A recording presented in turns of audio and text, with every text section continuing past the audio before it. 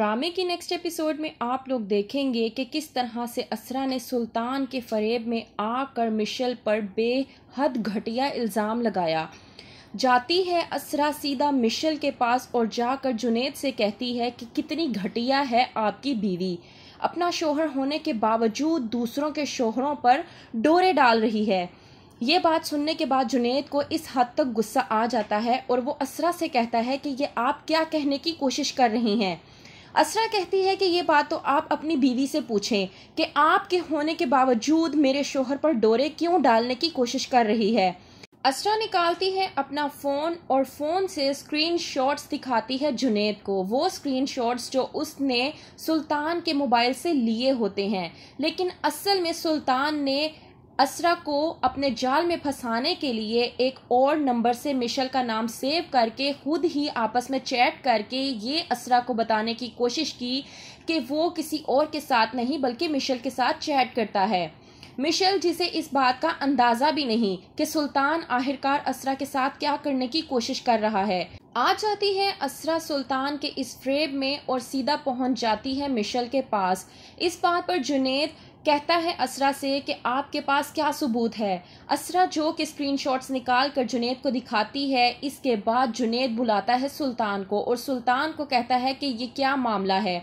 सुल्तान कहता है कि आपको कोई गलत फहमी पैदा हुई है, मैंने तो कभी असरा को अपने मोबाइल को हाथ तक नहीं लगाने दिया। इस बात पर जुनैद सुल्तान से कहता है कि अगर ऐसी बात है तो आपकी बीवी जो ये स्क्रीनशॉट मुझे दिखाने की कोशिश कर रही है, ये स्क्रीनशॉट आखिरकार कहाँ से आए।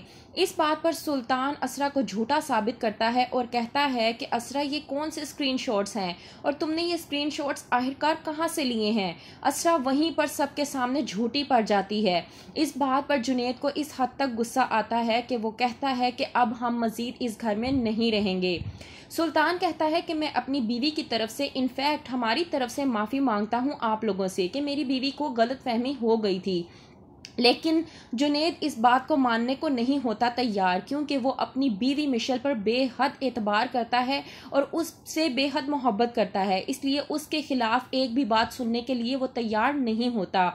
जैसे ही सुबह होती है मिशेल और जुनैद अपने सामान की पैकिंग करते हैं। पैकिंग करने के बाद जैसे ही वो सीढ़ियों से नीचे उतरते हैं तो देख लेती है तल्लत कहती है कि आखिर तुम लोग कहाँ जा रहे हो। मिशेल कहती है तल्लत से कि हम लोग ये घर छोड़कर जा रहे हैं। इस बात पर तल्लत को हैरानगी होती है और कहती है असरा से कि आखिरकार रातों रात ऐसी भी क्या बात हो गई कि ये लोग घर छोड़कर जा रहे हैं।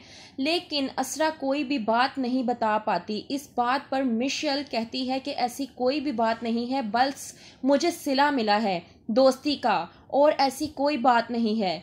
तल्लत ये बात समझ जाती है कि आखिरकार मिशेल क्या कहने की कोशिश कर रही है। असरा मिशेल की ये बात सुनकर बहुत ज़्यादा शर्मिंदगी में आ जाती है और परेशान हो जाती है कि उसने आखिरकार ये सब कुछ क्या किया। वहीं पर दूसरी तरफ सुल्तान अपने जीत का जश्न मना रहा होता है, क्योंकि उसे असरा की और मिशेल की दोस्ती बिल्कुल भी पसंद नहीं आई थी और उसे तोड़ने की खातिर उसने जो चाल चली वो उसमें पूरी तरह से कामयाब हो चुका है और अपनी जीत का जश्न मना रहा है।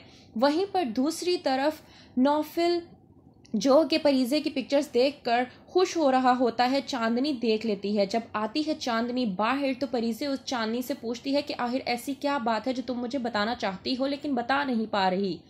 वो कौन सी बात है, मैं जानती हूँ कि तुम झूठ नहीं बोलती।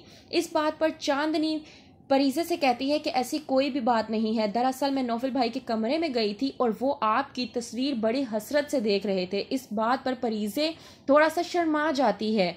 नौफिल को हो चुकी है परीज़े से बेहद मोहब्बत, तो क्या वो अपनी मोहब्बत का इकरार परीज़े से कर पाएगा?